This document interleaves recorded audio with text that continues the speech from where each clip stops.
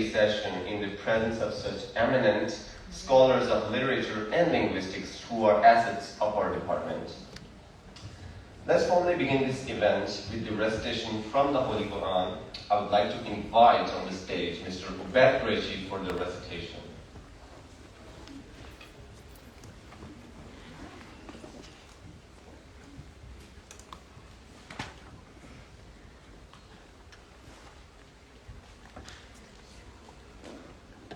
أعوذ بالله من الشيطان الرجيم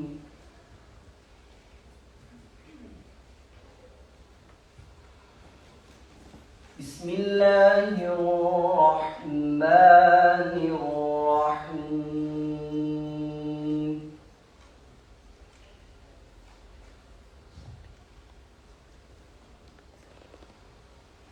والتين والزيتون وطور سينين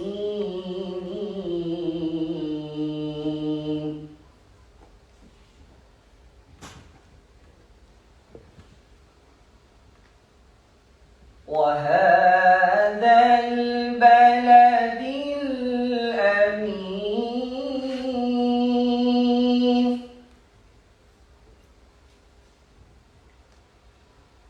لقد خلقنا الإنسان في أحسن تقويم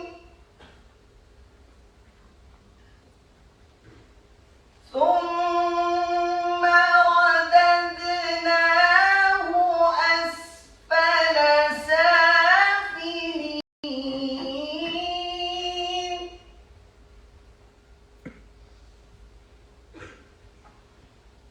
إلا الذين آمنوا وعملوا الصالحات فلهم أجر غير ممنون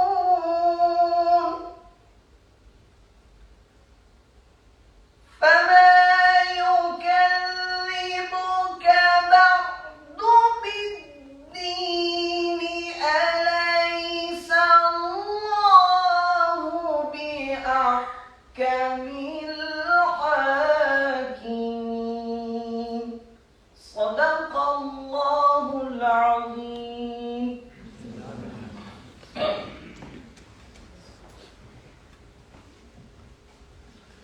Jazakallah. Ladies and gentlemen, our today's topic for the literary talk show is aesthetics or politics, literature in the contemporary times. As we all are students of literature, this session is going to be really beneficial for all of us, and the insights of our worthy panelists will help us improve our understanding of literature. Let's open up the horizon with our wonderful speakers' knowledge and expertise in this field, and let me briefly introduce our panelists. Our first panelist is Dr. Sighatullah Khan. Dr. Sighatullah Khan is Assistant Professor of English at National University of Modern Languages, Islamabad. He is an awardee of HET's Indigenous Fellowship, apart from being a research fellow at University of Michigan, United States. Dr. Khan's doctoral project is post-colonial feminist investigation of life narratives of South and Southeast Asian diasporic academic women in the American Academy. During his research fellowship, he worked with 2010 to 2011 MLA President Dr. Sidney Smith at University of Michigan, United States. Now he likes to work in cultural, transcultural, post-colonial, feminist, post-structuralist, postmodern, post-humanist, and eco-critical studies, going beyond essential binary written and conventional theorizing on literature. He is interested in the nature of literature itself.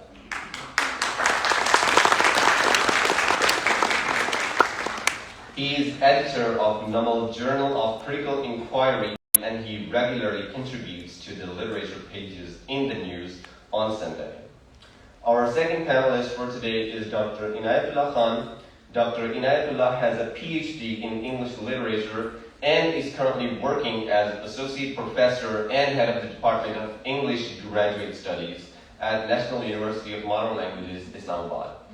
Previously, he worked as a Director Quality Enhanced Cell and the Head of the Department of English UTS at NUMAL, Islamabad. Before joining National University of Modern Languages, he worked as a Director Quality Assurance Division at the English Language Center of Taif University in the Kingdom of Saudi Arabia.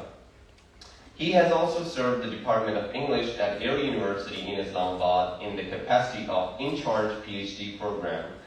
Other than this, he has been a part of the faculty of American Language Institute in Doha, Qatar, the College of Electrical and Mechanical Engineering of NUST, and the Capital University of Sciences and Technology in Islamabad. As a memory, trauma, and perpetrator studies research, he has so far published more than 20 research articles in AGC recognized journals, with some in impact journals as well. Dr. Inayatullah is an AGC-approved PhD research supervisor and member of faculty board of studies of several universities in Pakistan. Our third panelist is Dr. Zawad Hussain Hashmi. Dr. Zawad Hashmi is currently working as the head of the English Department Undergraduate Studies, NUMAL. He is an assistant professor and got his PhD in 2016 from the same university in the discipline of linguistics, and his topic of doctoral research falls in the area of social psychology of language. Our fourth panelist is Dr. Uzma Abid Ansari. Dr. Uzma Abid Ansari has her PhD in modern literature and cultural studies from the University of Amsterdam, Netherlands. She did her MPhil in the comparative literature from International Islamic University, Islamabad, MA in English Literature and Language, International Islamic University, and BA Honors in English Literature and Language from International Islamic University. In her awards, she won Amsterdam School of Cultural Studies, finishing fellowship 2016 for a favorable track record and program of research project. And she is currently assistant professor for graduate studies at English Department NUMAL, sub-editor of NUMAL Journal of Critical Inquiry, and guest editor of the Journal of the Contemporary Poetics in International Islamic University. The moderator of our session is Ms. Samar Zaki. Ms. Samar Zaki is a lecturer in English at the Department of English Undergraduate Studies, NUMAL, and she is pursuing her PhD degree in English Literature, and her areas of interest includes feminism, Marxism, and post-colonialism. She has also published a number of articles in this area, and besides academic achievements, she is also involved in various social welfare activities. And now the session is over to our moderator, Ms. Samar Zaki. Thank you, Jameel. Assalamu alaikum, everyone. I hope I'm audible enough. Okay. As you all know that we have gathered over here to discuss the nature of literature in the contemporary times, and literature, it always remained a significant part of human life. And since antiquity, people have been reading and writing literature in different cultures, in different languages and countries across the world.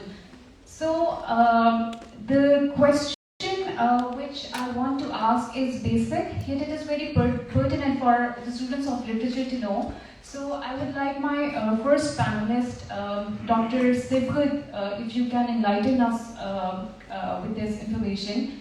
Sir, what do you think is literature all about? And do we need to look at it as a simple exercise of taking pleasure or an escape from everyday reality? Thank you very much, Sama.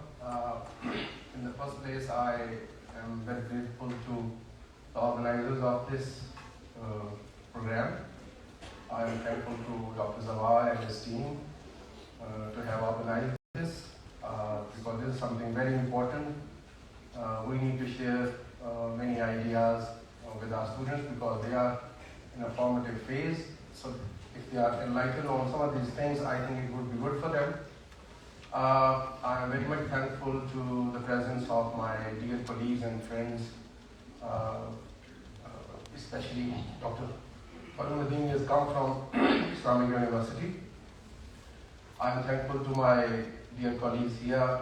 Dr. Ayad is sitting there and Dr. Azizullah. I don't know why you are sitting back there. There are seats here.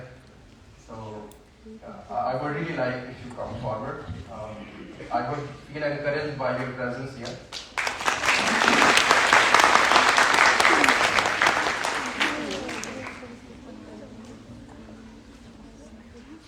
Thank you so much.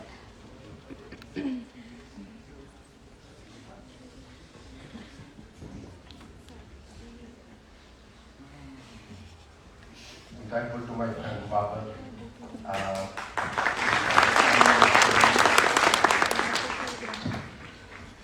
Dr. Iqbal and all of my previous or ex-students and now faculty members, all students, UGS, GS.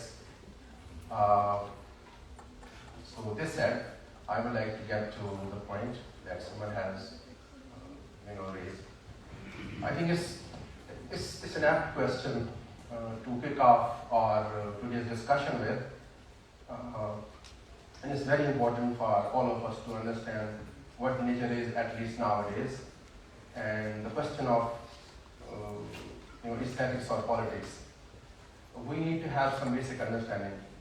Most of the time that we are talking here is for the sake of our students, and in fact it is a mutual sharing of ideas that we are going to have here. I would not try to define literature, taking definition from so many different places. In fact, I have an understanding that most of us have some basic understanding of what literature is. For example, Terry Eagleton, in his Introduction to Literary Theory, he writes very engagingly on what is literature in the beginning. And of course, we do not have time to sit with Terry Eagleton and his humorous way of taking things up.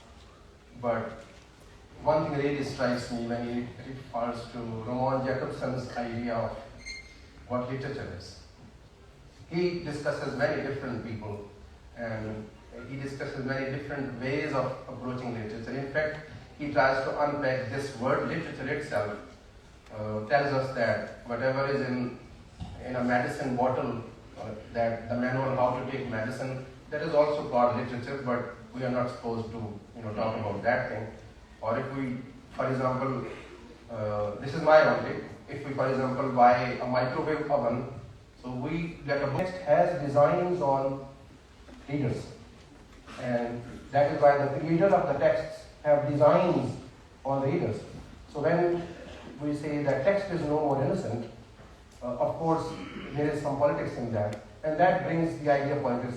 What is politics in literature? If the writer of a novel, or a poem, or a play wants to indoctrinate his or her ideology and is working on agenda through that text and wants you to be won over to his or her ideology, that is politics.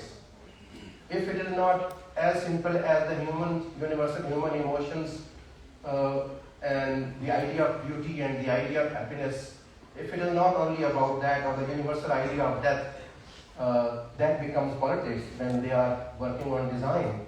So today's talk is simply around this question whether literature is all about aesthetics, our kind of aesthetics or their kind of aesthetics, that is something more on board, or politics, or something in between. So with this Sahidian innocence, Sahidian idea of innocence of the text, I think, and the text having its design on the readers, I think we can move on, and I will stop here.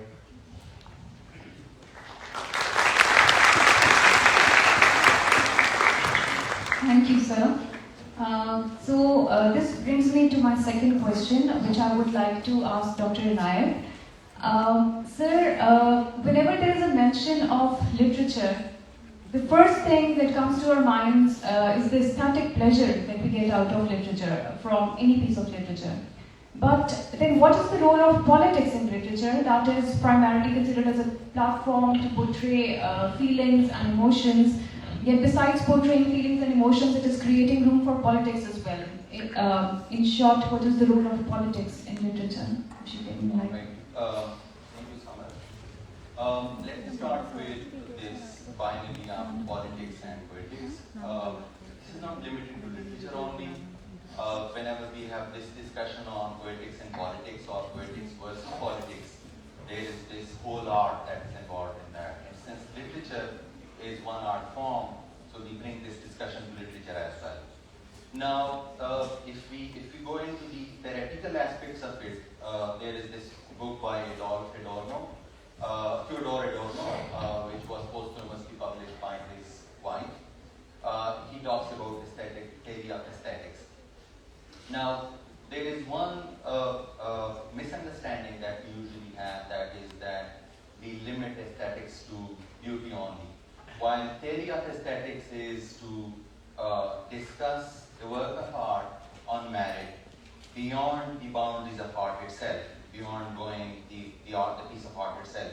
For example, if there is a piece of art, and by that I mean a painting or a poem for that matter, if we say that this is a sublime piece of art, how do we say that? What is the yardstick, or what is the touchstone against which we say that this is a sublime piece of art?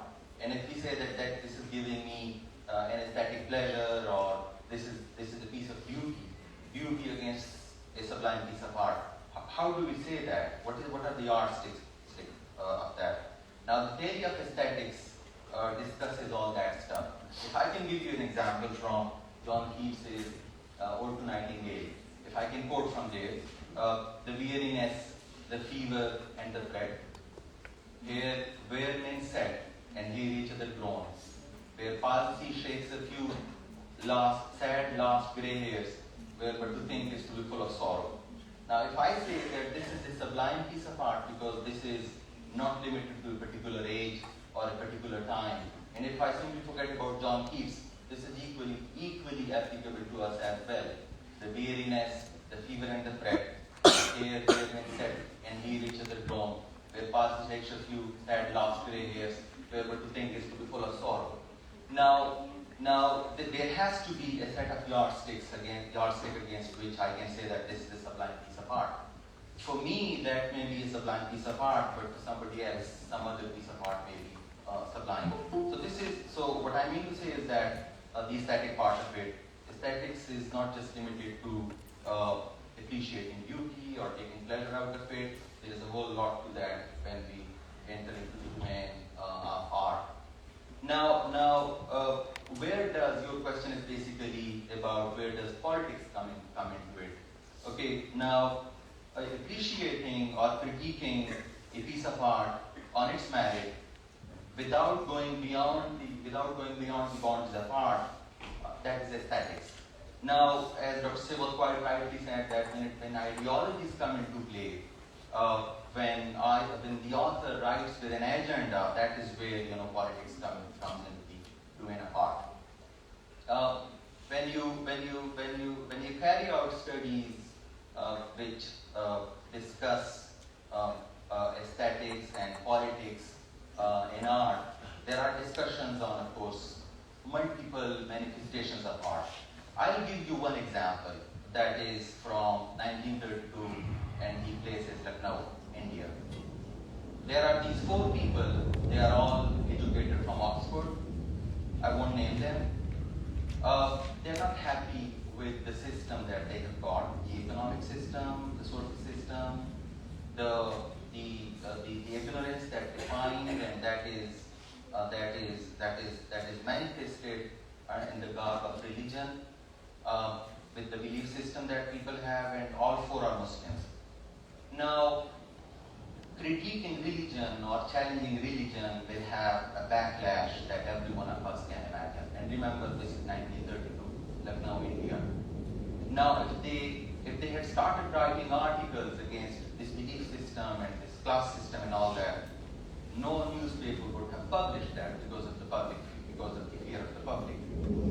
Now, what is then the media? What is represent the medium through which they can then talk to the people regarding these injustices and all that. Plus, of course, the imperial power that was holding its grip on India. They decided to write stories, and there are these 9 stories written by 9 short stories plus one act play that they write. And remember, the topic or themes of these stories are stuff that were considered as taboo stuff, like talking about women's sexuality, talking about the caste system, talking about social injustices, class system, and all that, and a lot of other stuff. 9 short stories, and they publish it as one collection in Urdu, and they titled it as Angari. And later on, its English translation was published as Amber's. Right after the publication of this book, this collection, there was huge hue and cry among the public. There were protests, there were newspaper articles, newspaper editorials written against them. There was this All India Shia Association. They issued a religious decree against them because most of them were from that sect. So within 4 months, the government had to ban that book, and all the copies were collected and they were burned, except for 5 of those copies, because one of them was sent to the British Library in UK for record. The leader of that group, of that group of 4 people, he wrote an article in Hindustan Times. Hindustan Times is, by the way, one of the oldest newspapers established in 1924. And he writes that we are not going to be bogged down by these sanctions and by this show of power from the government. We still believe in freedom of expression, and we call upon all the writers from throughout the country to come together and establish a platform through which we can then express our feelings. Now remember the role of their ideology, the role of their views and opinions, and through that they are targeting things as sensitive as the ages-old class system and belief systems, and of course the imperial powers. This is how politics comes into play. Now, why is literature a best suit for furthering your agenda of bringing in politics into that? Because literature has this unique ability to negotiate with ethics, morality, your belief system and all that, and still be able to convey its message. This is something unique to that. Now, all this was done, and after 4 years, we have this All India Progressive Writers Movement that was established, and people like Ismat Chogtai, Ahmad Ali, Salman later on, Ahmad Ali Basma later on, and of course, Raja Ahmad Faiz, they were a great part of that, and you know their writings, how to what extent is politics there, and by politics, we have this tendency to look down upon the word politics usually, which should not be the case. Of course, we have rewritings in post-colonial literature, which is of course serving our purpose of fighting back to the empire. So politics is there as well. So this is how politics, this is how literature has this unique ability to negotiate with stuff that is otherwise not accessible through other media of expression. When we come back to 9/11 literature, that was 1932. Now, if you come back to 9/11 literature, the same thing happened. Because out of the fear of censorship, newspapers won't be able to publish stuff or photographs that may result in public outcry, because that is not digestible among the masses. Then we have this call on novelists by Don DeLillo. He writes a newspaper article that is some 9 or 10 pages long, and he calls on novelists to give voice to the sufferings of people who suffered that 9/11. So what I mean to say is that apart from aesthetics and the aesthetic part of it would still be there. There are verses, there are literary texts which appeal to us and we read them for aesthetic pleasure, but then it does have that political part of it associated with it. I guess that answers your question.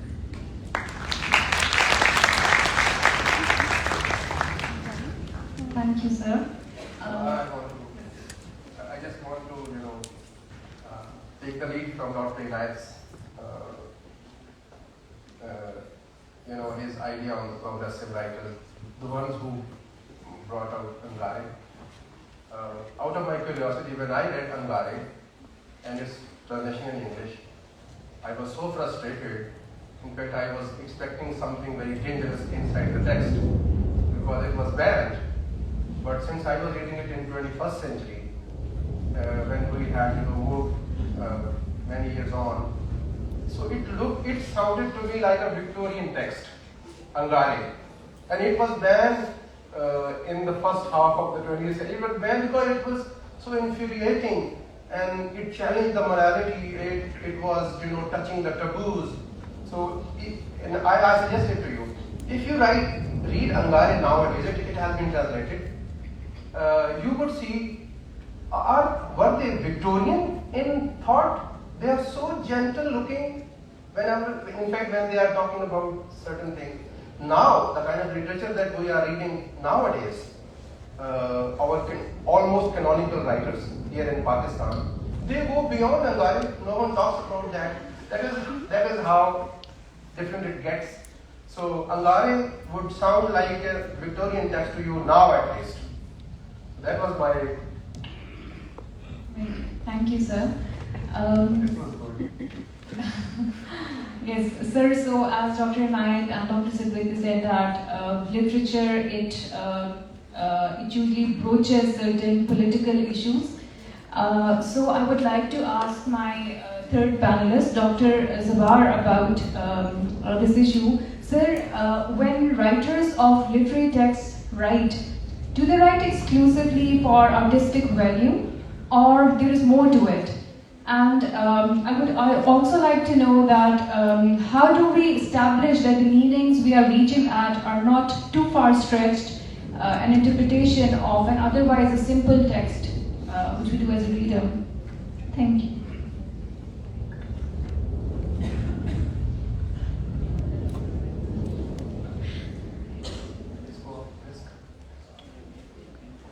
Just for 5 seconds. After 5 seconds.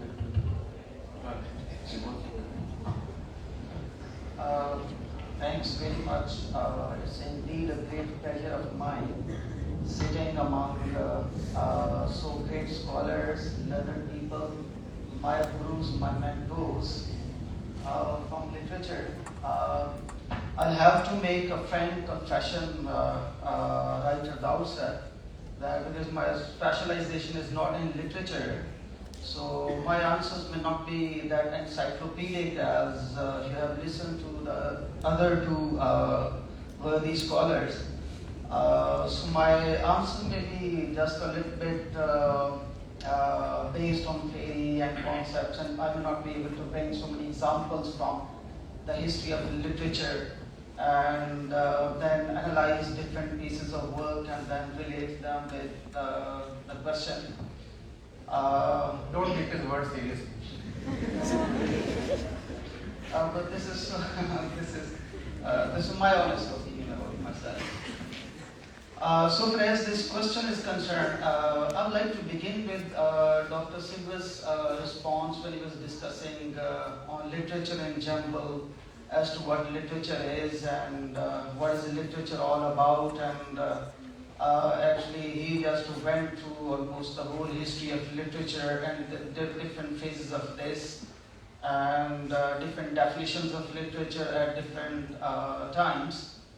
I would just like to begin with my understanding of literature that is based on a reading of Anthony Soy's study of literature. He discusses that literature came into being the moment when language was written for something beyond the bare message of the text.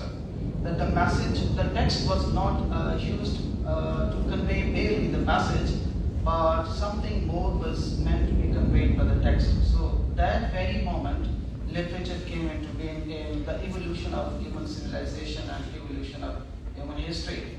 And one more thing, as that's said by Alexander Pope, he says that wit is nature to advantage dressed, what oft was thought but never so well expressed. This basically is related with the defamiliarization, the definition that is provided of literature by Dr. Sibatullah Khan, of Roman Jacobson, Adlan Chiklovsky, and the formalists who were related to that movement, that literature basically is defamiliarization. So this basically is defamiliarization. So this is what basically literature is. This is the ultimate origin of literature in the human history and human civilization. Literature, the first idea that literature came into being the moment when language was used for something more than the bare message. It basically relates to effect, when language was used for creating effect.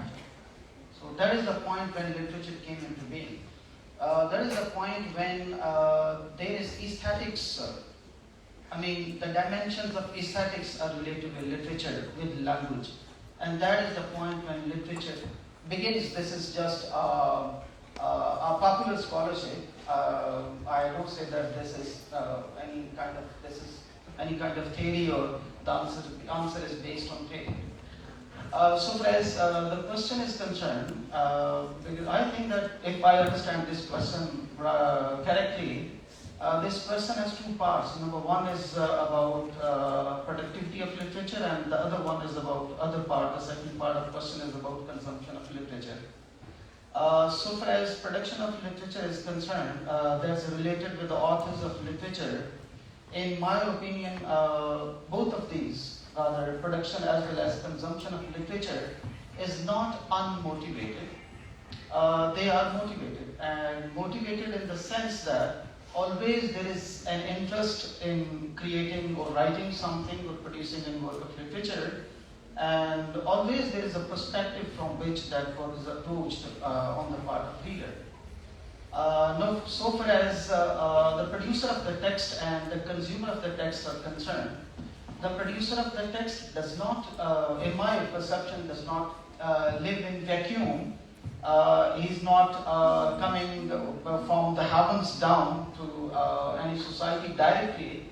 He lives within society. He imbibes the spirits of the society. He is constituted by the culture of the society. He shares the similar desires of rest of the people. In a way, the writer is himself a product of the society or the social conditions.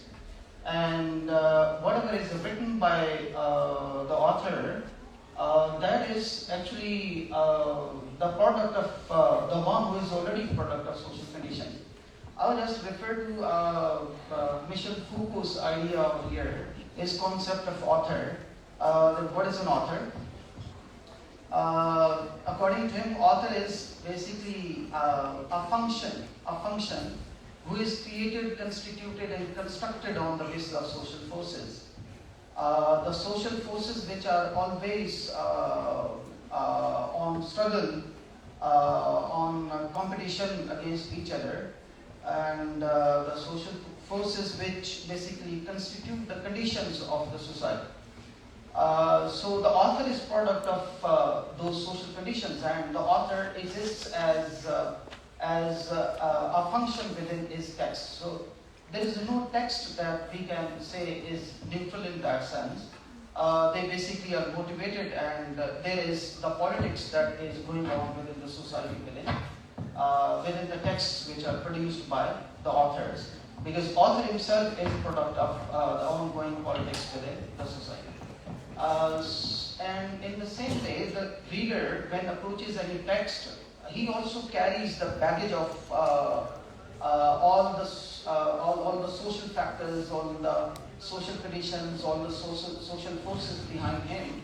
All those social factors, social conditions are the ones which limit his scope and provide a lens to the reader of the text, and that's why I say that the reader of the text is not approaching any text with a neutrality. He is approaching the text with a design, with an intention, with an interest. So I think that politics is involved in reading of the text in that sense as well. So in my opinion, the idea of aesthetics basically itself is criticized. It's criticized in the sense that aesthetics is basically instinctive gratification. Is related to pleasure, and in my perception, pleasure is in itself motivated, and this is not without politics. It is criticized. So, I hope.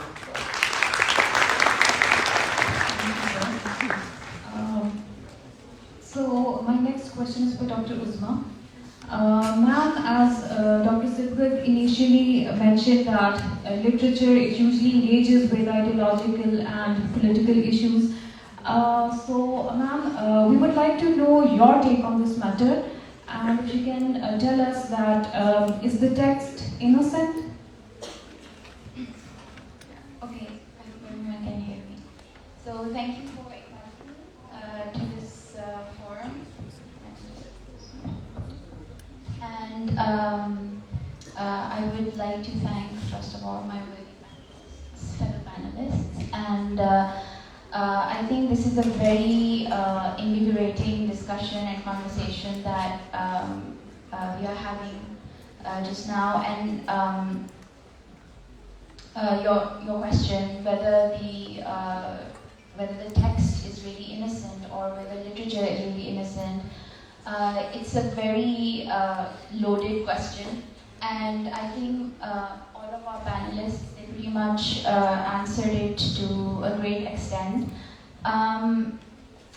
So I want to kind of break it down, and I want to start with history, like Dr. Sabutullah also, he spoke about history, because right now I'm thinking about a very famous theorist. He's not exactly a structuralist, but somewhere between structuralism and post-structuralism, Jacques Rancière, and he gave a very to-the-point theorization of whether aesthetics or aesthetic products, cultural products, are political or they have political value or not. He looked at history in three ages as well, like Dr. Sabutullah also kind of gave us a bird's eye view of the historical development of literature. So the first era would be, according to Rancière, the regime of ethics, which was dominated by the Platonic idea of how poetics has a moral obligation and responsibility, ethical and moral obligation. The second regime would be of the regime of representation, which was dominated by the Aristotelian concept of poetics, that artistic and cultural products, cultural artifacts are supposed to be representative in nature. From the 18th century onwards, Rancière came up with the concept of the regime of aesthetics, or the aesthetical regime. Because from the 18th century onwards, the hegemony of the Western world had globalized. It had, the sun never set on the British Empire, and likewise many other European nations. So the world had already started becoming very compact, and a certain political order had already taken over the world. And keeping that in mind, I sort of beg to differ with the point that only the pre-Salian era era was innocent. Because the Victorian age, for instance, and the entire 19th century, most of the literature and artistic works produced in Europe, in the Western world, they had a very hegemonic sense of self that they wanted to impose on others, so you cannot exclude politics over there. And then, like Dr. Naif also mentioned, for instance, in the early part of the 20th century, the progressive movement of the Urdu writers, that was also not devoid of politics, because they were engaging in the not exactly the power struggles, but they were definitely this sense of self-assertion that was going on in the publication of those works. So, in that sense, politics need not be taken in a negative way. Because I feel it's the duty of the artist, the author, the poet, the musician, all kinds of artists to not exactly have an agenda, but it is the politics of exclusion, that they become the voice of those people who have been excluded from the mainstream, and also there's this power struggle, the power dynamics between various interest groups who are pre-established, who have authority and who have more autonomy than certain communities, certain voices, certain individuals and persons who are othered. And it is usually, most of the time, the artistic works that come up, that surface, they're from these excluded voices. So politics is aestheticized as well as aesthetics is politicized. It goes both ways. And I feel that we need not look at politics as something bad, because sometimes we need it. And most of the artistic works produced even in the contemporary world in the 21st century, there are artistic movements that have resorted to works of public art in order to get their voices heard. I would name a very famous visual artist, Banksy. He's a graffiti artist, and he is globally famous for his works that have a political connotation. And he has become a voice for such communities as the Palestinians living in Israeli apartheid, the apartheid state. And then we have, in the very, I would like to call it the center of the storm, within the fortress Europe, there are immigrant voices that are trying to assert their identity, and then they eventually, consequentially, become a voice for not only the diaspora, the immigrant communities, dispossessed people, but also the post-colonial region. For instance, women in Europe who have artistically tried to assert their right to wear the headscarf. Sometimes we hijack their movement, artistic movements, in order to express ourselves, and this goes on to many other communities, such as the South Americans, the Native Americans. They express themselves through their music. There's Native American literature that is suddenly emerging because of the decolonial movement in academia. So the arts has to be politicized, not in terms of hidden agendas, but in terms of voicing the excluded, or giving voice to those who have been excluded.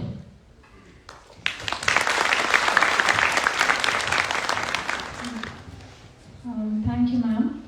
So, what I gather from the comments of all of my four panelists is that somehow ideologies and politics, they are incorporated in literature.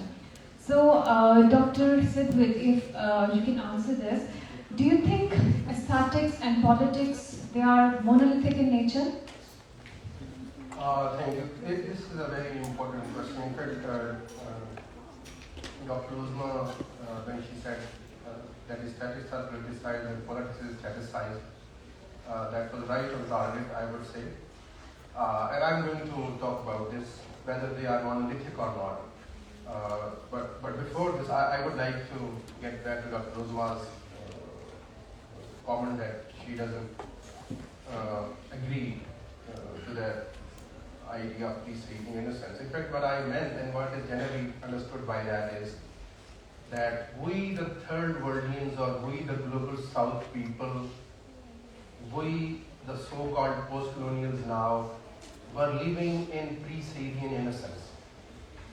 I do not, otherwise if I say, or if, for example, if I hold this opinion, that whatever was being produced in the 18th century English literature, French literature, or European literature, whatever was being produced in the Victorian times was really innocent or just aesthetically constructed, so it would really get pointless. The entire thing would get pointless. In fact, that was the time when empire was producing this literature.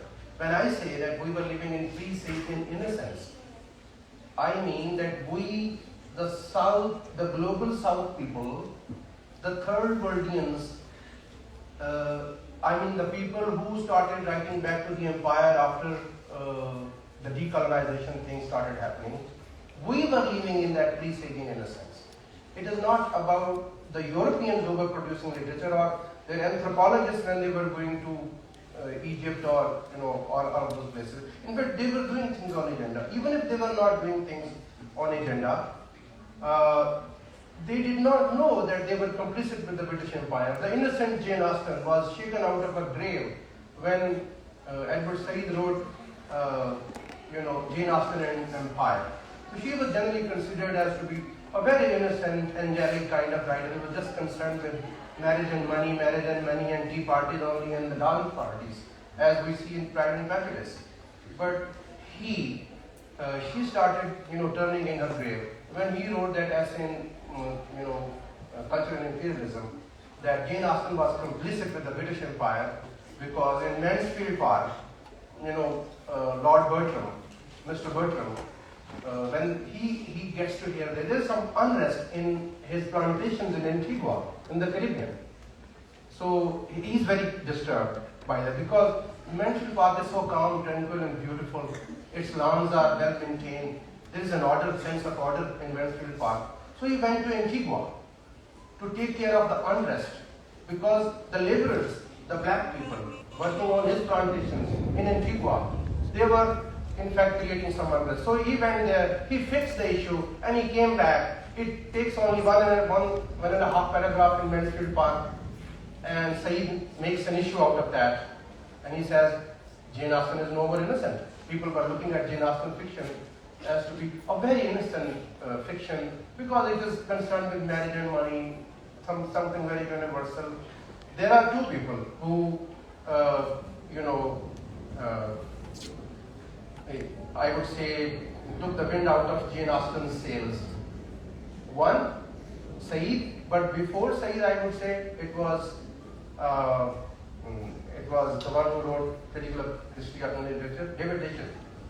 David Ditchell, he had already, he also said that Jane Austen was a Marxist before Marx. So he also told us that Jane Austen was writing on agenda, that everything she writes is about money. And that is why since she was born before Karl Marx was before in the 19th century, she was born in 1775. So she was a Marxist before Marx. So she was doing or writing her text on the agenda of Karl Marx, though he was supposed to present it later on in his Marxist manifesto. So what I am trying to say is that even if the European or the British writers, they did not know that they were working on agenda because they were kind of natural in their writings. They were writing about the other, European people. They were writing about their own people living in London or in the surroundings of London. They might not know that. In fact, we need to think about it for a while. That maybe, Said has, made a heavy weather of the whole thing, as to, tell us that all of the European writers or all of the British writers, they were working consciously on their agenda. Maybe that was not the case. For example, when Charles Dickens was writing his novel, Christmas Carol. So we would of course try to say, he was trying to promote Bible and the Christmas discourse through his Christmas Carol. But he was a Christian, he was writing on the Christmas Carol. But now, since we are conscious that, they were on design and they were doing things on design, and they say that English literature is based on two things, Greek mythology and biblical mythology. It has, come out of these two things. So whatever they would write would be related to that. Even if the writers were not writing on design, when we got out of this pre-Sayyidian innocence, the third one, that is the point.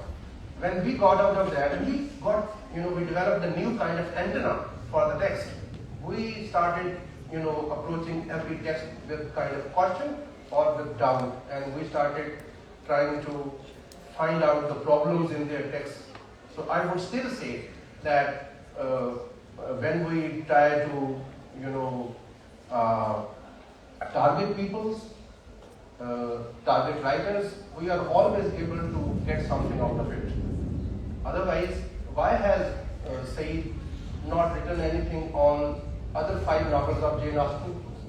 Even if he had looked for it, he could not have found it in Pride and Prejudice, other than the militia people stayed outside and Lydia elopes with one of them, Wickham, because militia is somewhere around there. So there is militia in Jane Austen's fiction, but Said somehow couldn't find anything in Pride and Prejudice. He couldn't find anything in Persuasion. He couldn't find the Sense and Sensibility or Emma. But he was right on target in finding 1.5 paragraph in Mansfield Park. The other day in my MPhil class, one of my students was saying, "Sir, Said ne bahut zyadati ki hai Jane Austen ke saath. He should not have done that to Jane Austen. Just for 1 paragraph, sir. He should not have done that." So I was trying to satisfy him. I said to him that why couldn't anyone before Said trace that paragraph in Mansfield Park? Koi aur kar leta. Why was it only Edward Said who had the right kind of reading fans to trace that paragraph in Mansfield Park? That is why he got it. He got the credit for it. And that is what happens. So, now coming to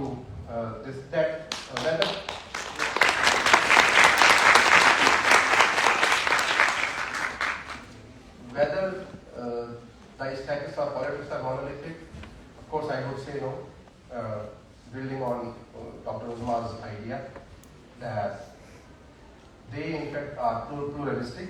Both of these terms carry this baggage of plurality about them. For example, I would say how politics is not monolithic. For our students, I would like to explain what monolithic is. Monolithic is something which is inflexible, unchanging, and which is there to stay forever. That is called monolithic. So I would say politics is not monolithic. Now at least, when we are living in 21st century, now at least we know that politics is multi-pronged. It has got its tentacles everywhere. For example, in the later part of 19th century, there were 3 European people who turned the tables on the Europeans, first of all. Karl Marx, Freud, and Darwin. They did not do anything to us at that time, but they turned the entire apple cart of the Western outlook on life by bringing up their views. Karl Marx is the first philosopher, as they say, who brought philosophy down on earth. Because before Karl Marx, all philosophers were talking of things up there somewhere, upstairs somewhere in the heavens, or about astrology, or what the universe is all about, or they were talking of teleology and other things. But Karl Marx brought philosophy down on the earth and started talking about the material aspects of life. So he really disturbed this complacence of the Western reading public or the Western thinkers, that life is all about this idea of supply and demand and the class and money. and how it happened and how capitalism is, cashing in on that. So he really made you conscious, but that was very much political. It came with its political baggage, and that is why when Jane Austen was later on branded, it was branded that she was Marxist before Marx. That was rightly said. Freud, though Freud did not bring anything for us especially, he came up with his own psychoanalysis. Interpretation of dreams was published, at the right time, 1900, when Queen Victoria died. It was a divine timing. Queen Victorian age was ending and Freud was coming on the scene. So he simply told us that whatever you look like, that doesn't define you. The idea of the manifest and the latent changed the entire, outlook on literature and on life. Darwin did the same thing. He, floated this idea of tension between religion and science. So they brought in politics of religion and science. They brought in politics of, the latent and the manifest, right? And then, I'm trying to say how politics is pluralistic. Then we move on to the 20th century theory. Since we have this facility of the hindsight, now we can look back. The entire theory has told us, in fact, Peter Barry, Bobber has translated Peter Barry. That is a great effort, I would appreciate. Peter Barry says, politics is pervasive. One of the 5 rubrics that he gives in the beginning of that. And that is in fact written for undergraduates there, but here we the professors also take benefit from that book.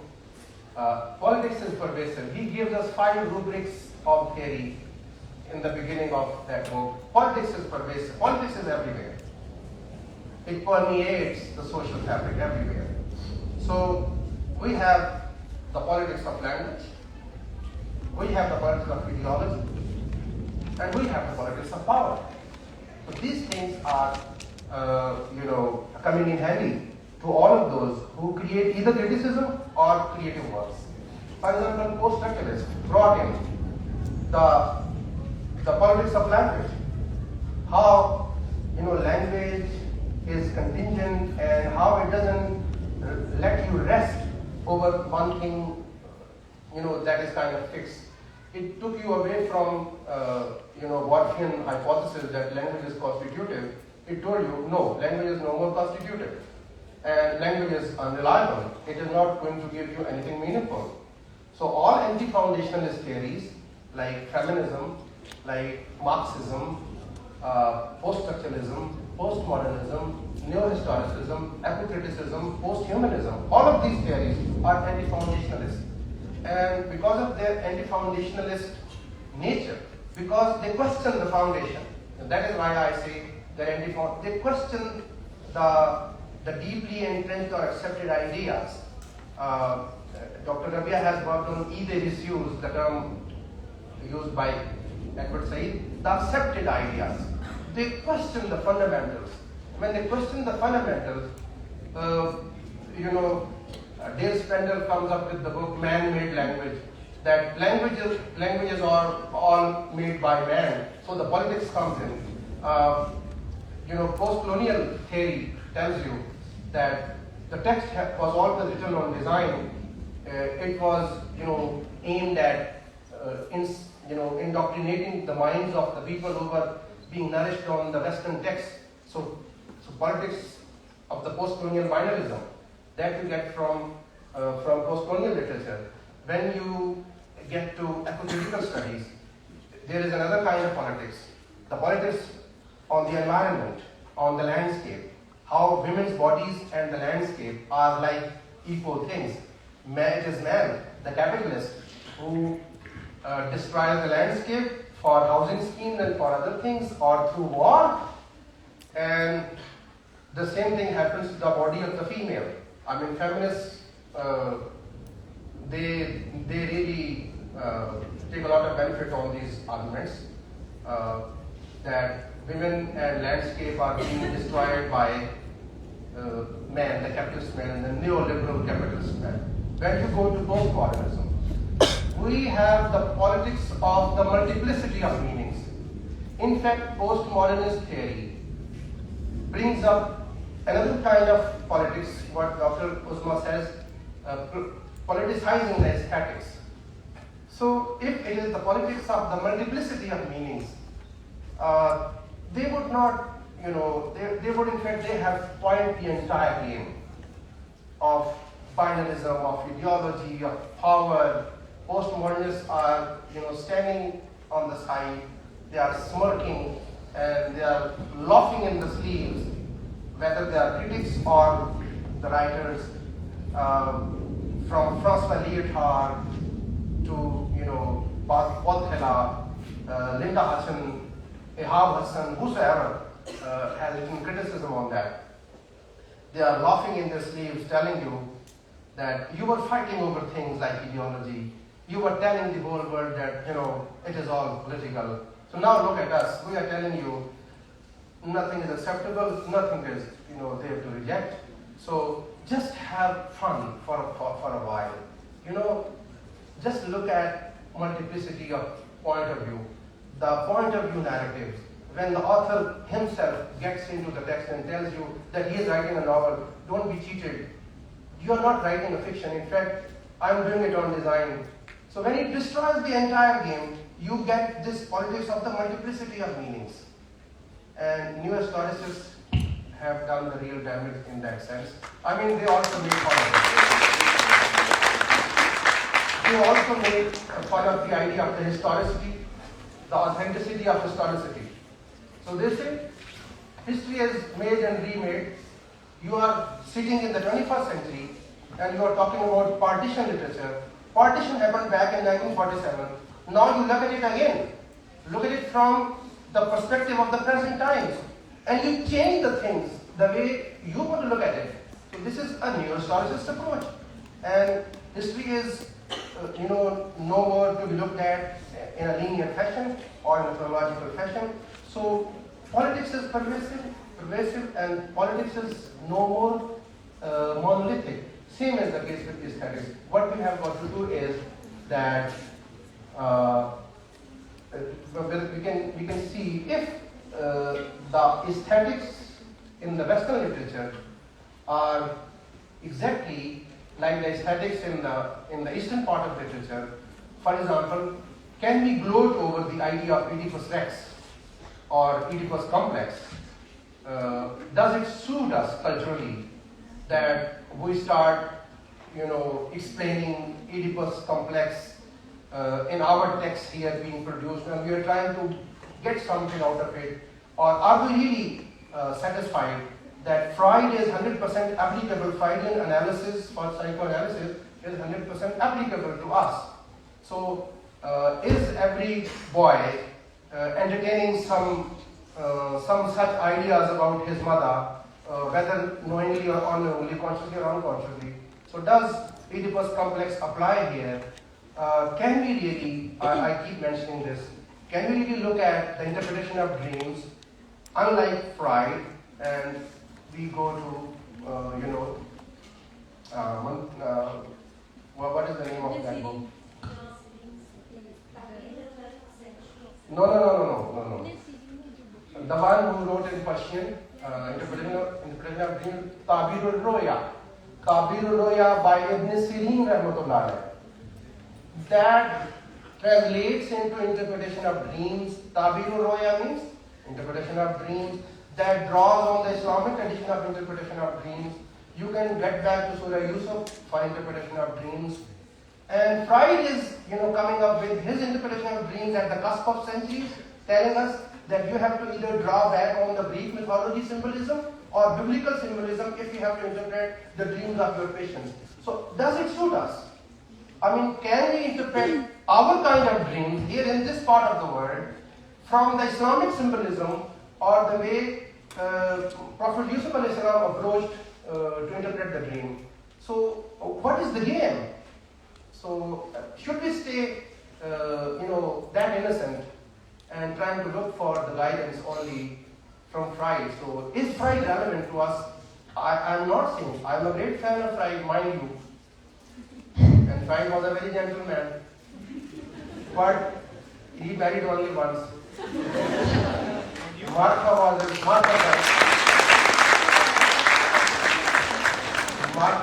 wife, only one wife. He had no love affair in his life. So don't look at Freud as somebody who is a rogue. He was not roguish at all. He did something very naughty, very mischievous, and very, very important. So I'm not saying that you please look at Freud from this hostile perspective that you have to pull the empire, the Freudian edifice down. I'm not saying that, but this is just a question. Do we really have to be tied down to the Freudian bandwagon all the time? So I say that yes, politics and aesthetics are not monolithic. I stop it. I just was reminded, because of the example of Freud and the Oedipus complex, of how the Turkish author Orhan Pamuk, he has time and again deployed the motif of this, not exactly the Oedipus complex per se, but the idea of patricide, the desire to kill the father. Because that's also kind of the foundation of the Western psychoanalytical system that was established by Freud. So he counters that by including and sort of resurrecting the idea of filicide that had been very prominent and dominant in the Persianate culture, based on the story of Rustam and Sohrab by, because this legend, the myth of Rustam and Sohrab, had been rendered into beautiful epic poetry by, Jami, and also there's this very other famous Persian poet, Firdausi and Shirazi, yes, these two. So, where there's the father kills the son unknowingly. So how that kind of counters the entire discursive framework that has been set up and built by Western modernist thinkers. And that is also an example of how literature is not very explicitly political, but then it has it's trying to get these voices heard. These voices that have been marginalized, voices coming from the non-West, let's say, or the Persianate world had been a very hegemonic world in its day. Yeah, that is very rightly said, and that is what we need to do. In fact, since we are not quite conversant with what is happening in the rest of the world or in our own global south literature, and since we don't have kind of tendency to indigenize, theory, and since we are always importing theory for working on our own creative works even, so if that happens, for example, when Deleuze and Guattari, when they criticize Freud and Freudian psychoanalysis in Anti-Oedipus, if you read Anti-Oedipus by Deleuze and Guattari, they dismantle the overall paradigm of Freudian psychoanalysis. And Lacan, who reread Freud, Lacan is favorite both with Zizek and feminists. Because feminists say that Lacan has just, said this, that unconscious is structured like language and that suits us. So if unconscious is structured like language, and language according to post-structuralist idea is not reliable, so the supply of the unconscious is not reliable, so Freudian interpretation of dreams is liable to criticism, and he might not be reliable. So since Freud was, operating in patriarchal discourse throughout, and he was criticized very much that he was in fact part of this politics of building up this patriarchal discourse. That is why Dale Spender writes man-made language. That man is mortal means women are also mortal. So women shouldn't be happy that they are not mortal. Man represents woman in that sense. But when frailty thy name is woman, it means only that frailty, woman is frail, not man. That is how a lady doctor is a lady doctor, but a man is only a doctor. So there is chairperson for men, though nowadays they are using chairperson for men also. But previously chairperson was for woman, but chairman for there was no change in that. There are so many other examples. You need to read Dale Spender's man-made language. So Lacan is favorite with feminists because feminists say we are anti-foundationalists, and we are working against patriarchal discourse, and the language used in patriarchal discourse is not reliable. So we can come up with our own kind of episteme, that is feminist episteme, and they have done that very rightly.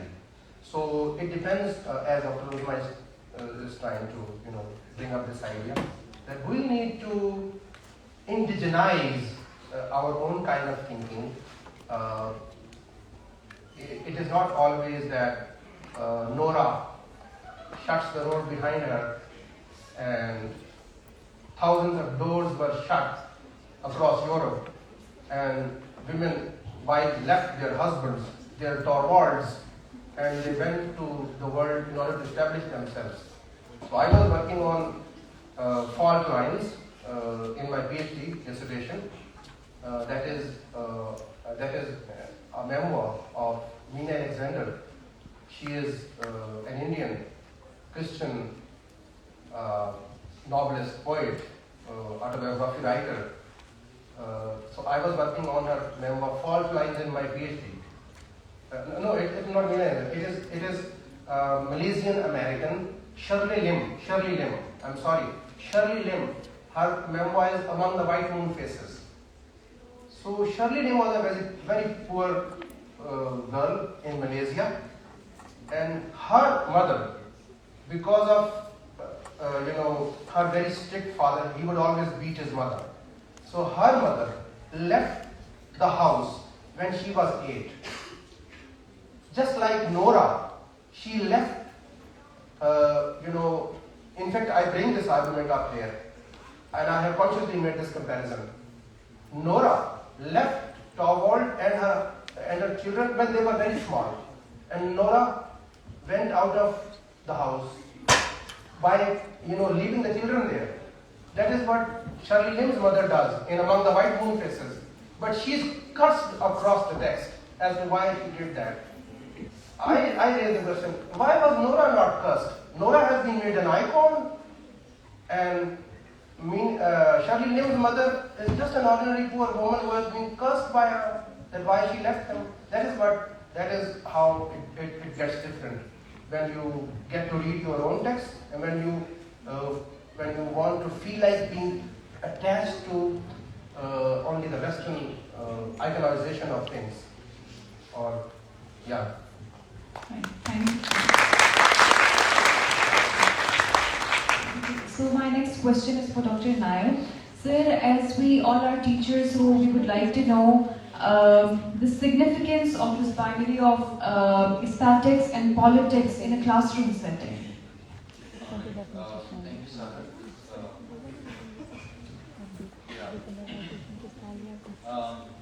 Let me draw an analogy between this politics of literature vis-a-vis critical theory and the bazaars that we have.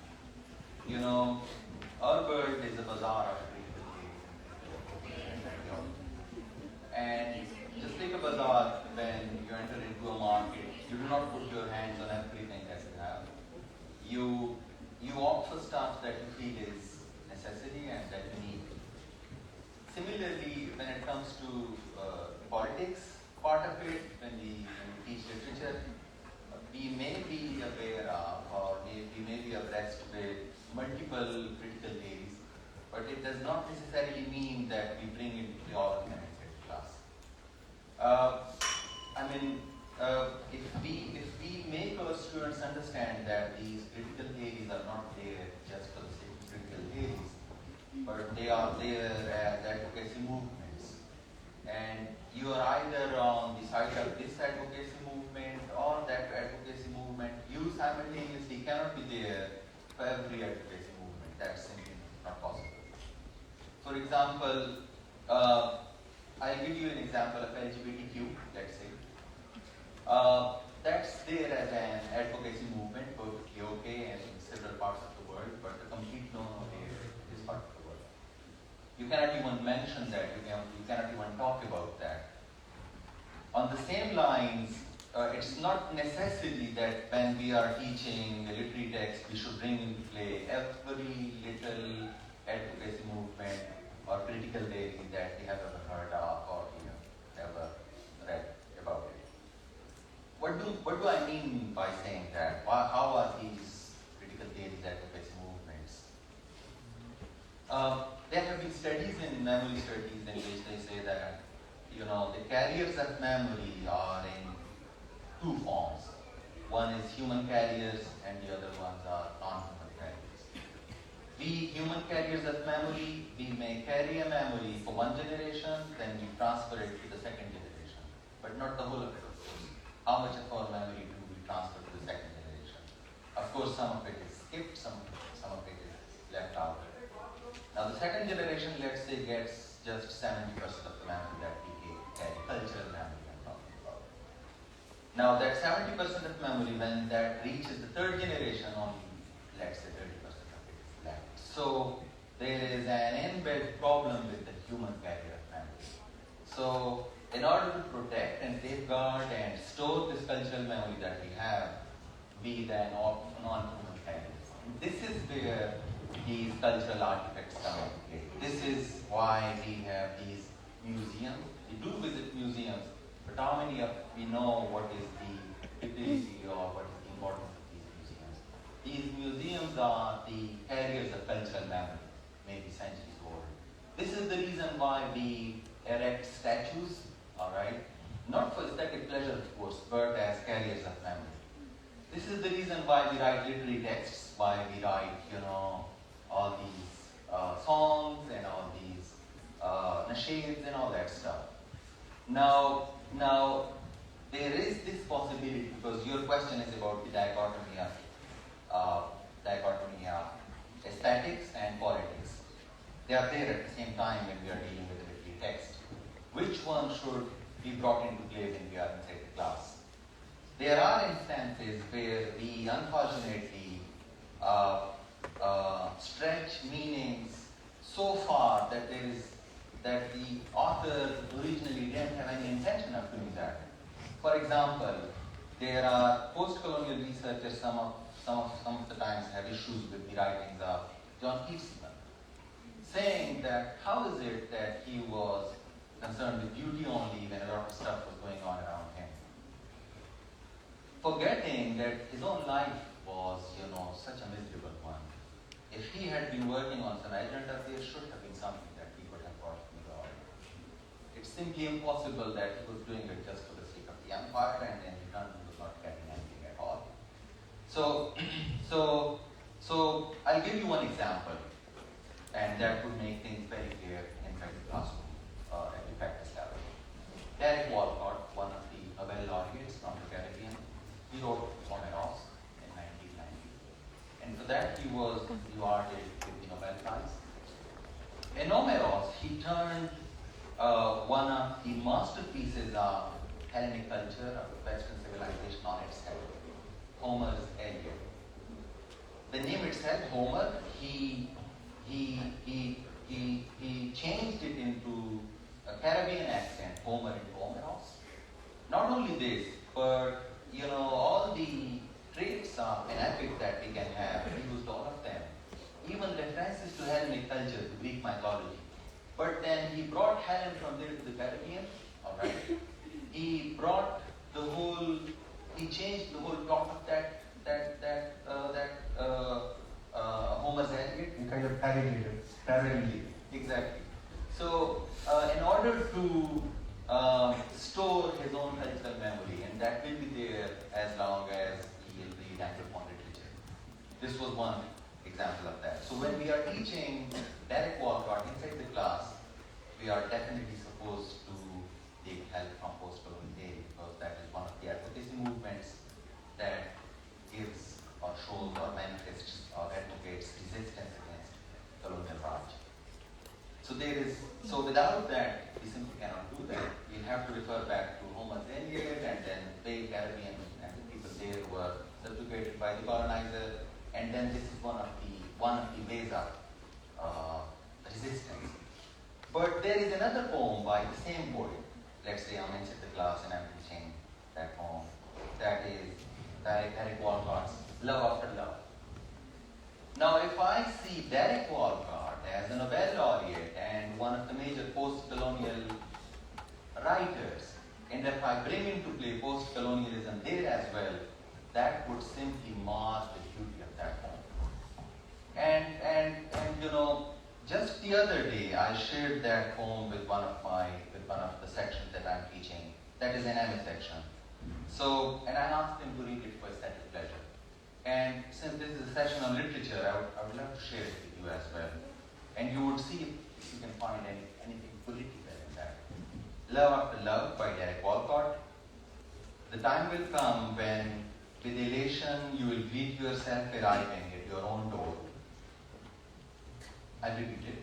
The time will come when, with elation, you will greet yourself arriving at your own door, in your own mirror, and each will smile at the other's welcome and say, sit here, eat. You will love again the stranger who was yourself. Give wine, give bread, give back your heart to itself, to the stranger who has loved you all your life, whom you ignored for another, who knows you by heart. Take down the love letters from the bookshelf, the photographs, the desperate notes. Peel your own image from the mirror. Sit, feast on your own life. Who is anything?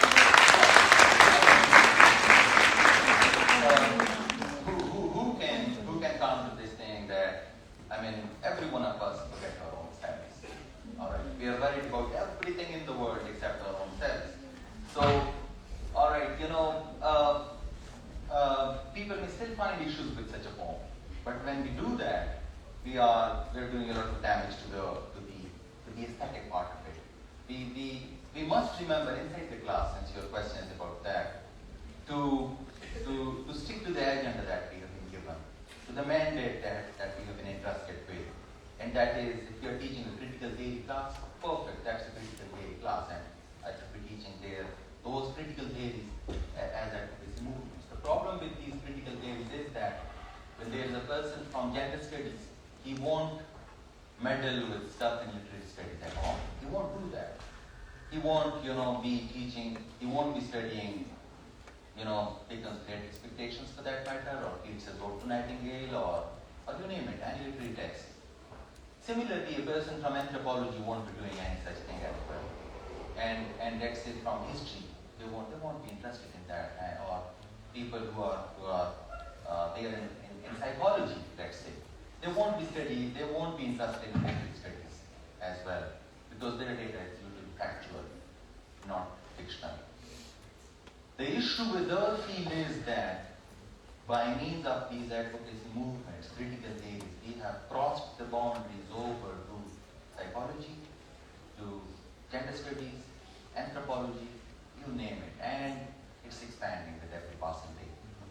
Now we have memory studies, cultural memory studies, trauma studies from psychology, perpetrator studies. So, if we'll bring into play all these advocacy movements when we are teaching literary texts, that's simply undoable. At the end of the day, we'll end up, leaving our students confused, as they more than the way they were. Because I would take help from this sign signifier signified, or sign signifier signifier signifier signifier. The other day I was talking to my MA class, and they asked me a question on these lines, on appreciating literary text. And my answer was that, look, the more knowledge we have of these critical theories, the inversely proportion is our interest in that text then. Why? Because there are so many lenses that then come into play. You give a literary text to someone, a very innocent text, seemingly innocent. He'll read it, he'll take it back home, just like a doctor, just like an engineer, just like any person who reads literary text. And then you give him a lecture or two on Marxism, and then you give him the same text. His interpretation will have completely new angles. Alright, similarly, you give him a lecture or two on feminism, and you give him the same text again. His interpretations will increase manifold. So inside the class, this is my opinion of it. I'm teaching critical theories instead of leaving them confused. I tell them, look, these are different segments of society, and they are, they are fighting. They are not in the mainstream, of course. All right, they are not in the mainstream. This is their voice. One advocacy movement, another advocacy movement, Marxism, feminism, another advocacy movement, another advocacy movement, and all that. It does not mean that we should associate ourselves with every one of them. And if I'm teaching, let's say, a class that is beyond that, of course, I'll definitely introduce them to the various things that literary text is carrying. But I should also be telling them that before reaching at hasty conclusions, a thorough investigation should be carried out. Like the age in which the author lived, his affiliations, was he funded by someone? Are there some investigations that were carried out? Was he really working under some agenda, or is he a representative of a class that had an agenda? So instead of marring the aesthetic part of literary text by means of half knowledge of critical theories, we need to do justice to it by means of letting them know that this is how it is. I guess this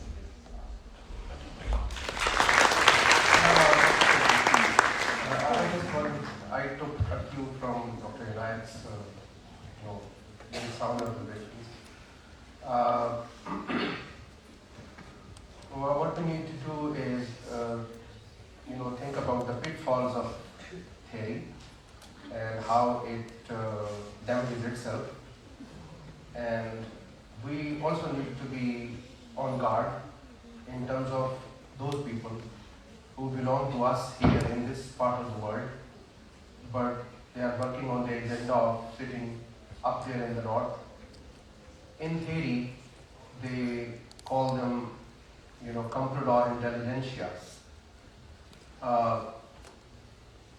They are assimilationists. Their agenda is assimilationism. Whether they are, as Macaulay would say, whether they are still interpreters of empire or not. But Macaulay, back in his Minutes on Indian Education, he referred to them as people who were interpreters of empire. Later on, Spivak called them native informants. There are still some people who just cannot resist being part of comprador intelligentsia. And since Dr. Inayat was referring to LGBT, I will not talk about others, for example. I would like to just say one sentence about Amina Wadud, who is, whose name is mentioned in terms of Islamic feminists. So Amina Wadud, if you check out on Amina Wadud's Wikipedia profile, in there you will find that she endorses LGBT. Amina Wadud is an Islamic feminist. So when you read that she endorses LGBT, like Dr. Inayat was saying, that LGBT is a no-no affair here. So you cannot encourage people, for example, if somebody brings up this thesis on LGBT rights.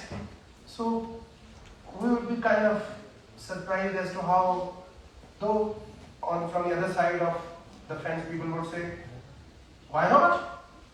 We are going towards that, why not? So anybody would say anything like that, but at least the students, if we know that we are from a different culture, we have got some, foundation.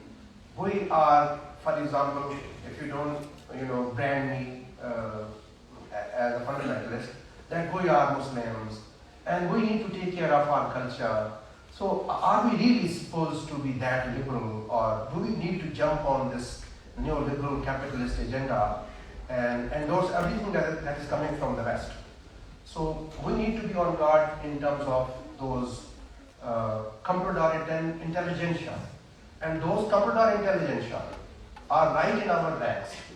Even if they are not writing books, they are your friends sometimes. And you talk to them every day. And you hear them in TikToks and everywhere. And somehow you don't know, but you somehow are won over by their argument. And yes, we need to be very eclectic or very selective, as Dr. Eli says, when we are in the class. We cannot do everything at the same time. Yeah. Great. Thank you, sir.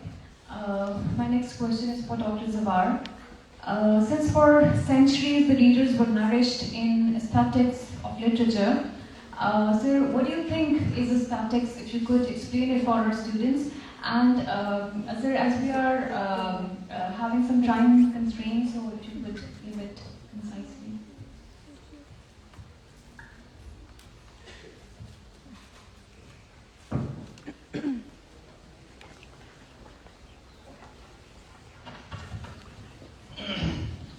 Definitely, I'll be very brief because I'm dealing with the area that is not my forte, in fact. Listen to when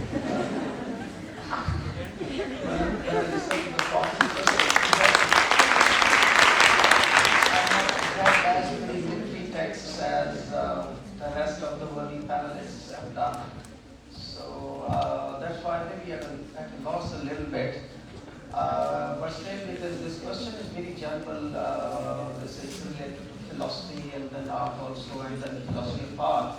So, because she's already said that time is very limited, fortunately I can wind up the question very briefly. I don't need to go in details. So far as aesthetics is concerned, this word comes from Greek language aesthetikos, which basically means something related to senses or perception. So this word because perception or senses are related with judgment of beauty or understanding of beauty. So aesthetics basically is related with beauty, or in a way this is branch of philosophy. Aesthetics is branch of philosophy which studies beauty.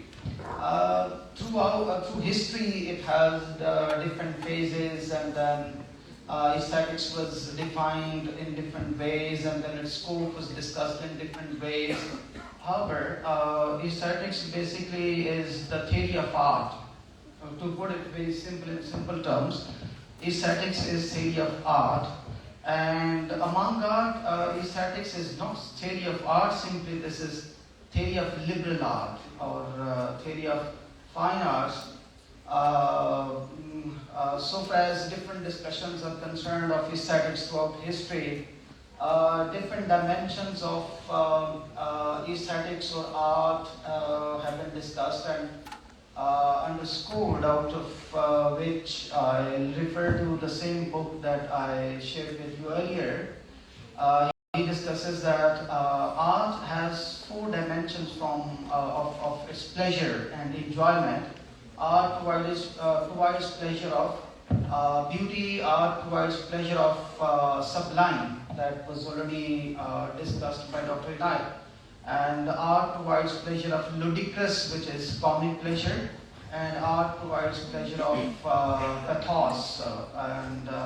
Like the concept of pleasure of pathos was given by Aristotle, the pre-triality, the concept of cathartic pleasure, and all that. So, aesthetics basically deals with the theory of art, not simply art. It is theory of taste of art, also evaluation of art, and all the things related with the art. It discusses that. Now, so far as this topic is concerned, because we are discussing literature from the perspective of politics, and we are trying to trace the link between aesthetics and politics. I have already made a point while responding to the first question, which was posed to me, that there is nothing that is unmotivated, and if it doesn't become a bit heavy and more philosophical, and because it is generally discouraged by Dr. Silver that the things should not be jargonized. So if it is not having a lot of jargon in it, it doesn't become heavy. I would say that the order of life is basically motivated, in fact. That is politicized, the order of life. The order of life is ordered around the instinct of self-preservation and survival. And according to me, the instinct through which aesthetic pleasure is got, that is subservient to the instinct of survival instinct. So this is very much part of life, and it is inherently there in everything that is done by human beings. As we generally discussed that there is a statement that man is a political animal, because man by nature is political. This politics is within everything that is done by man. I think that this is not only limited, in my perception, this is not only limited to man, this goes beyond that, and this can be applied to life in general. That there is an instinct working in life through which life tries to preserve it, immortalize it. So, and the same instinct is working in everything that is done by human beings. And in my mind, art stands no exception to that. So, aesthetics, the concept of aesthetics inherently is criticized. So when we discuss the art for art's sake, because there are two trends in the history: art for art's sake, or art as an end in itself, or art as a means to an end. For me, the first idea that art for art's sake or art as an end in itself is very difficult to buy, because in my opinion, there is no such thing as art as an end in itself. Art is always a means to an end. So I hope. Thank you, sir. Ma'am, Dr. Uzma. Ma'am, as you have spent a big chunk of your life abroad, and you have also been a part of the Western academia, so if you could briefly comment on this, that how do you think that the Western literature is constructing mainstream discourse and is impacting the audience worldwide? Thank you for your question, Samar. Western academia, yeah. So your question was about Western academia or Western literature? I can repeat it for you. How do you think that the Western literature is constructing mainstream discourse and is impacting the audience worldwide? Western literature is, I think, if you talk about literature in general, I feel it has become globalized. So the world has westernized all in all. So you can't really say that there's a specific kind of literature coming out of the West. Mostly, because most countries are not Anglophonic, but they do read in English. So I feel like most of the literature has become what you call genre literature, genre fiction, and it's aimed at it's like a commercial activity, and it caters to certain production houses, publication houses. So it's all about publications and whatever sells the most makes the most money. So in this globalized world, neoliberal, capitalistic system that we're living in, I would say this is extremely detrimental to producing good quality literature, and then also readership from the rest of the world, especially the post-colonial world, which has maybe physically been decolonized, but we are, in that neo-colonial phase. We are part of Pax Americana, the American imperialism, and now there are other political forces at work. But we tend to also academically we are oriented towards a westernized system of education. For the English departments in universities are a case in point. The fact that we have to study English literature in order to come across as sophisticated, educated, that just shows how mentally and intellectually enslaved we are to a Western system. And when I say Western literature, or just the term Western, it's not a geographical point or geographical orientation I'm talking about. Westernization means globalization. It means a capitalistic economic system. It's a political category, not a geographical category. So in that sense, Western literature has created a certain discursive framework that supports and perpetuates a way of thinking, a paradigm. For instance, Dr. Singhal and Dr. Naik were talking about the LGBTQ movement. That you will find that in most films, even films, literature coming even from Pakistan, India, the Middle East, because that's what sells. So Westernization basically means it sells well, and then you're kind of climbing the social ladder. And then I can talk about Western academia. Yeah, it is very hegemonic and it has a way of speaking. You need to know the language of Western academia, and when you speak a certain kind of language, you are immersed in that paradigm. You are immersed in that episteme. So there's a lot of cognitive dissonance that we go through, people coming from the non-Western world, and to navigate between two epistemes. For instance, my personal identity, let's say as a Muslim, and as a person, a woman from a certain cultural background, I have to negotiate that constantly with my identity as an academic. So that becomes a struggle, and it will always be a struggle because of that Western political episteme and paradigm that is perpetuated by the various media that we are so familiar with. I also wanted to just include over here, because since we were also talking about indigenizing knowledge or just indigenizing critical perspectives, our own tradition is very rich in aesthetics. And we need to dissect, if not dissect, we need to understand in a very profound way our own understanding of what it means to be aesthetically inclined, or what is aestheticism. So just an example is, because before that, I want to add that Westernization, the Western paradigm, it's in itself, it's political. It's a political regime. It's an aesthetic regime that is politicized.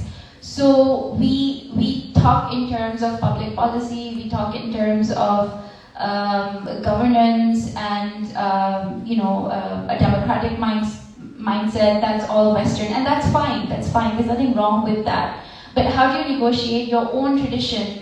So I was thinking about this. I read somewhere a really beautiful book by, I forget her name. She's a Japanese author. She converted to Islam. But It was on Islam generally as a paradigm, as an episteme. So Islam as a tradition is divided into these three parts: Islam, Iman, and Ihsan. Islam is when you submit to the state physically, outwardly, the exteriority. Iman is the interiority of your, the condition of your spirit and soul. If you have internalized what is the exterior, and then Ihsan. Ihsan is a very beautiful concept. It means an act of beauty. It means aesthetics, and to commit to do an act of beauty or to embody something aesthetically pleasing, as if God is looking at you. I feel like that is the basis of all aesthetics, because I happened to visit the Alhambra in Spain, in Cordoba. It was a beautiful fortress built by the Umayyads, who ruled Spain for 800 years. And it really is one of the seven wonders of the world. I have never seen such beautiful architecture. And that aesthetic that created the Alhambra fortress and the environs, the surrounding houses, the kind of culture that exists there, it lasts to date. It's as if, it's the beautiful artwork etched in stone. You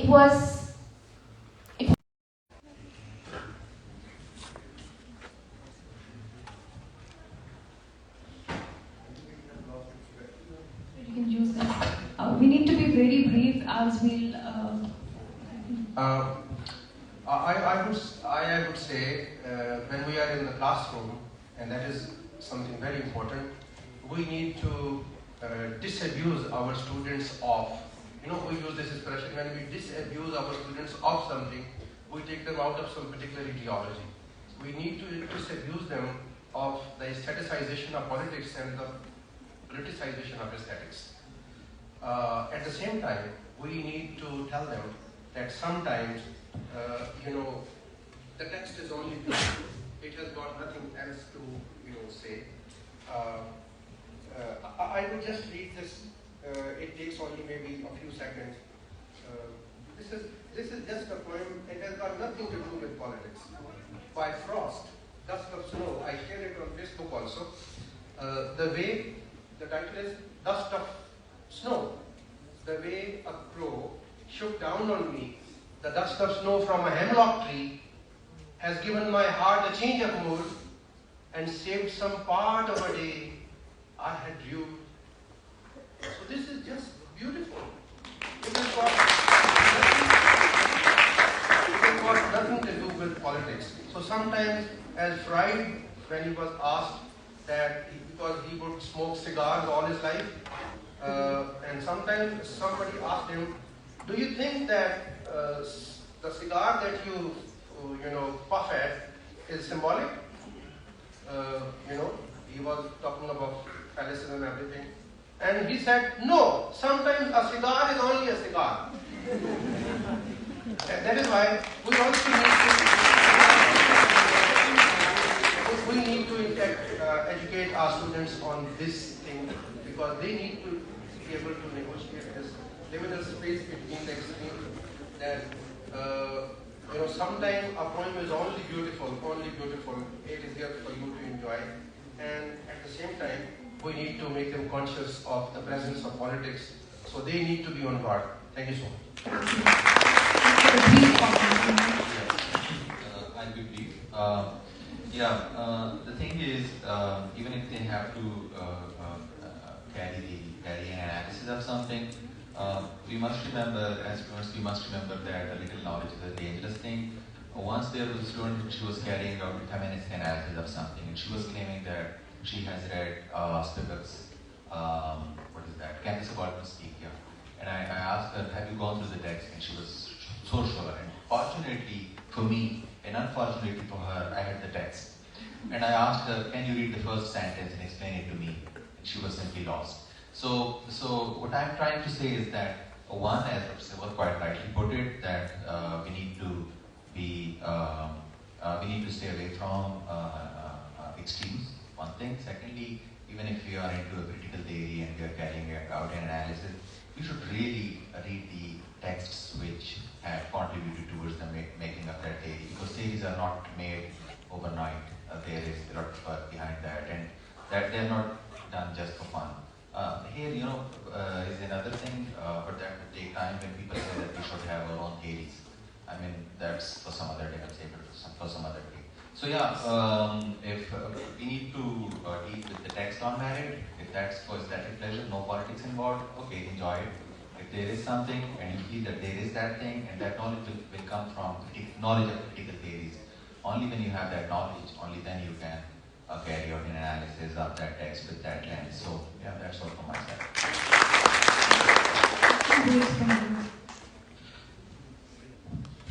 I think that both are important, aesthetics as well as politics, but it depends actually on the situation.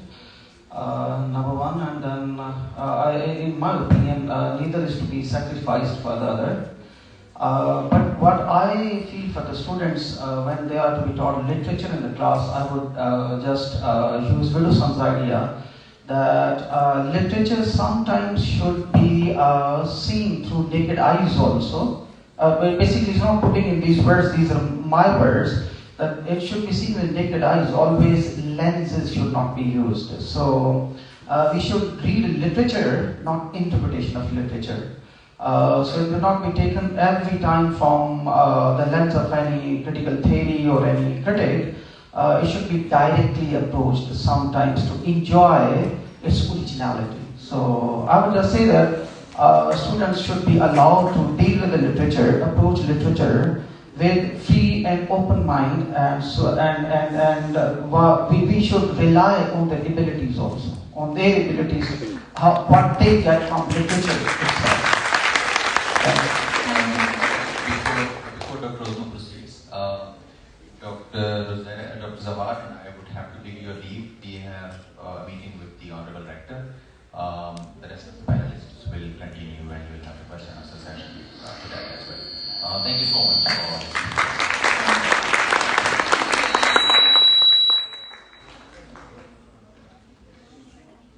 We are very thankful to our panelists, Dr. Inayatullah and Dr. Zawar Hashmi, for their time, presence, and for a wonderful talk. They now have to leave for a meeting, so please give them a big round of applause. We will now have our group photograph, and then after that we can take questions from the audience.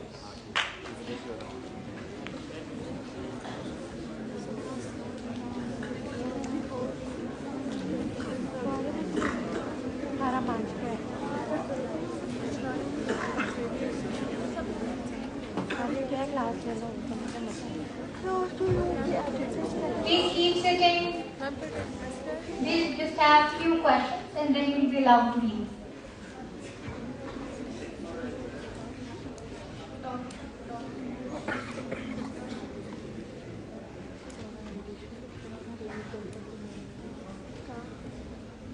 Our distinguished guests and faculty members are also requested to join the group photograph. Sir, please.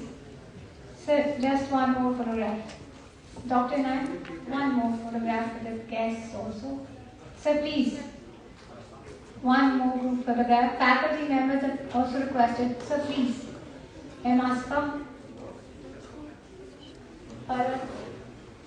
All faculty members and distinguished guests, please come for the group photograph. Dr. Abhiya.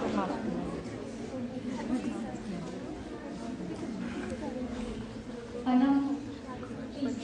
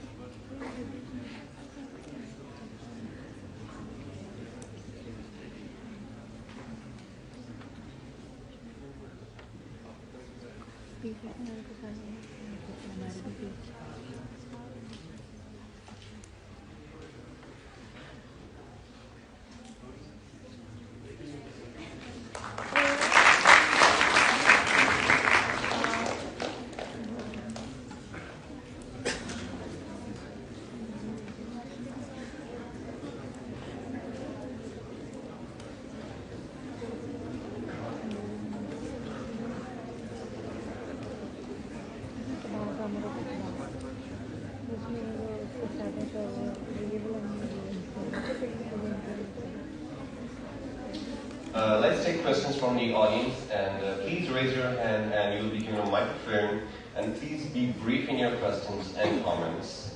And can we take all the questions and then panelists can answer them? Okay. Assalamu alaikum. I'm Shibasa from 8th my question is from Dr. Uzma. You talked about the importance of politics in promoting the voices of the indigenous group. But then how do you explain this negative connotation of politics comes from? Where does this negative reaction of people come from when we talk about politics? Thank you for that